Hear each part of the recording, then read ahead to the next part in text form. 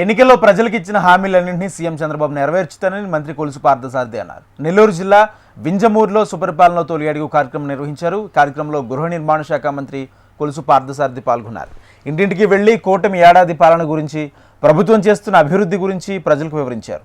తెనాల్లో రౌడీ షీటర్పై పోలీసులు చర్యలు తీసుకుంటే జగన్ పరామర్శించడం విడ్డూరంగా ఉందన్నారు మంత్రి పార్థసారథి.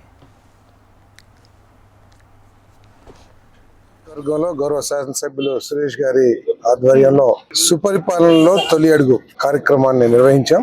ప్రజలందరూ కూడా కూటమి పరిపాలన పట్ల సంతృప్తిగా, పథకాలన్నీ కూడా సక్రమంగా అందుతున్నాయనే అభిప్రాయంతో ఉన్నారు. అక్కడక్కడ కొన్ని సాంకేతిక కారణాలతో కొంతమందికి రాకపోయినప్పటికీ కూడా 95-96% మందికి పథకాలు వస్తున్నాయి. ఉదాహరణకి తల్లికి వందనం ఏదైతే ఉంటుందో, పిల్లలు చదువుతున్న స్కూల్స్ లో వాళ్ళు చేసిన ఇన్ఫర్మేషన్ ఏదైతే ఇస్తారో దాంట్లో కొంత లోపాలు ఉండటం మూలంగా ఆగినాయని చెప్పారు. వాళ్ళందరూ కూడా ఇస్తాం.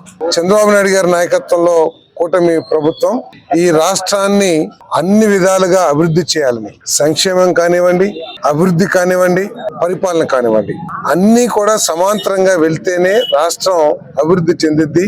రాష్ట్రంలో అన్ని వర్గాల ప్రజలు కూడా సంతోషంతో ఉంటారనే లక్ష్యంతో మరి చంద్రబాబు నాయుడు గారి నాయకత్వంలో కూటమి ప్రభుత్వం పనిచేస్తా ఉంది. చంద్రబాబు నాయుడు గారి నెత్తి మీద 10 లక్షల కోట్ల అప్పుల తట్టను పెట్టినా కూడా ఆయనకున్న విజన్ తో కానివ్వండి, ఆయనకున్న అనుభవంతో కానివ్వండి, ఈ రాష్ట్రాన్ని లెక్కించి మరి ఇవన్నీ కూడా పోతా ఉన్నాం.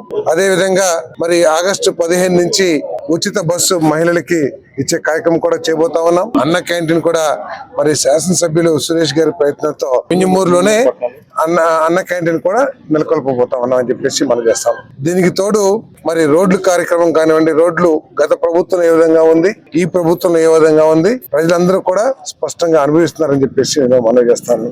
దాదాపు 10-15 కోట్ల రూపాయలు పెట్టి ఇప్పటికే మరి సీసీ రోడ్లు మన పవన్ కళ్యాణ్ గారి నాయకత్వంలో అందరికీ కూడా గుర్తుంటుంది. వైసీపీ సర్పంచులు కూడా ఇంట్లోకి వెళ్లి బాధపడే పరిస్థితులు. ఎందుకంటే పంచాయతీలో ఉన్న ప్రతి రూపాయిని కూడా ఆనాటి ప్రభుత్వం వారికి తెలియకోకుండా, పంచాయతీ ప్రెసిడెంట్ కి ఆ బోర్డు ఏదైతే ఉంటుందో వాళ్ళకి తెలియకోకుండా లాగేసుకున్న పరిస్థితుల నుంచి ఈ రోజు ప్రతి పైసా మీద, పంచాయతీకి సంబంధించిన ప్రతి పైసా కూడా పంచాయతీల హక్కు అని చెప్పేసి మరి 13,000 గ్రామాల్లో గ్రామ సభలు నిర్వహించి 4,500 కోట్ల రూపాయలతో సీసీ రోడ్లు వేసే కార్యక్రమం చేశాం.